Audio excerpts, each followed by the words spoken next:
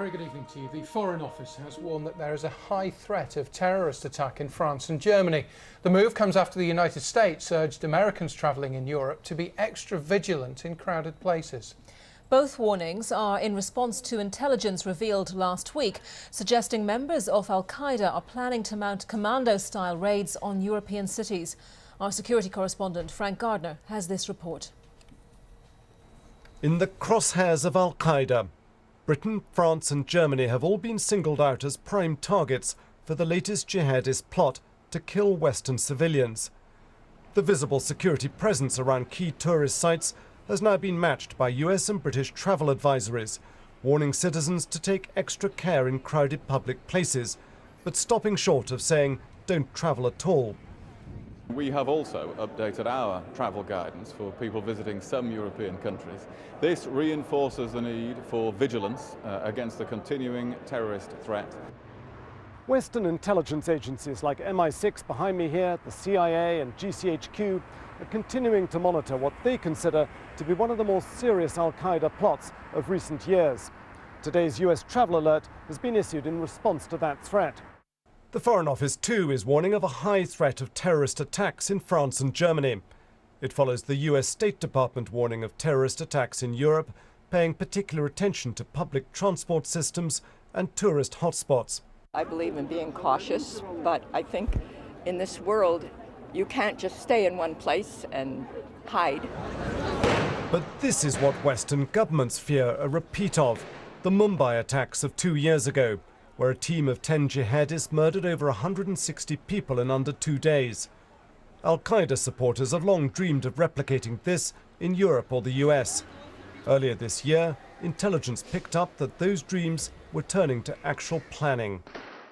Any terror warning is designed to warn the dregs of Al-Qaeda that the security services are fully aware of any potential plot to thwart any intention to try and carry out an attack, and the fact that preemption is going to be the way forward. So Britain and its allies are on alert, but what no one can predict is whether those plotting mayhem will now change their plans, drop them, or try to bring them forward. Frank Gardner, BBC News. Let's get more on this story now. Beth Gardner is an American freelance journalist who writes for the Wall Street Journal. Beth, thank you very much indeed for coming in. The President has made it clear, according to the White House, that no effort is to be spared in obviously trying to tackle the people behind this plot, to disrupt it and protect the American people. But how effective can this piece of advice be when it's so vague? Well, you know, that's very hard to say, and I think this is unusual sort of in the kinds of terror warnings and advisories that we're used to. And I would think that it's quite hard as a traveler, as an American planning a trip or considering planning a trip to Europe, it's quite hard really to know what to do. You know, this is not a warning that says avoid a certain country, avoid a certain city, avoid a certain type of place. It's an entire continent. It's all of Europe. They're not saying don't go. They're saying be alert, be cautious, take precautions. So yes, you raise the point. What do you do exactly with a piece of information, very vague information like this? How do you think this is playing out in the States right now? Well, you know, obviously Americans are sensitive to this kind of thing, as everyone is in the world that we live in nowadays. It's getting some attention there. I don't think it's getting blanket coverage or overwhelming attention to any degree. You know, people are aware of these kinds of things. They're anxious about them. But Americans, I think, you know, post 9/11 are also aware that we face these kind of threats traveling within the United States as well. Are people going to cancel trips to Europe because of this? Very hard to say, I think. Do you think this is the administration covering its back effectively? You know, I don't think I would put it quite in those terms. I think it's a pretty tricky decision. I don't think any of us would want to be in the position of the officials who make the decisions on issuing these warnings.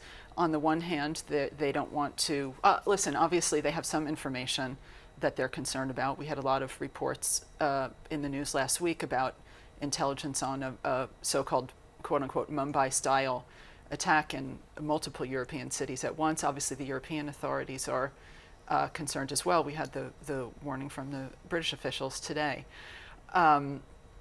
But are they covering their backs?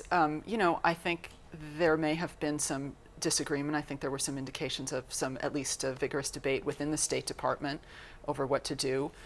Some officials there, I think, pushing for a little bit of a stronger advisory. There were some early reports yesterday, I think, from some of the leaked material suggesting that this was going to be a warning, not an alert, which is a significant difference within the sort of State Department terminology, the way that they classify these things.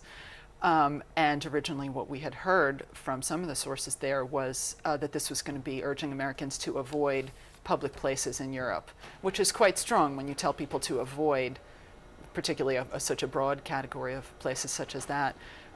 In the event, we got something a little bit more mild than that. This is just telling people to take precautions. You know, I think they've got a pretty delicate balancing act. On the one hand, you don't want to unnecessarily frighten people.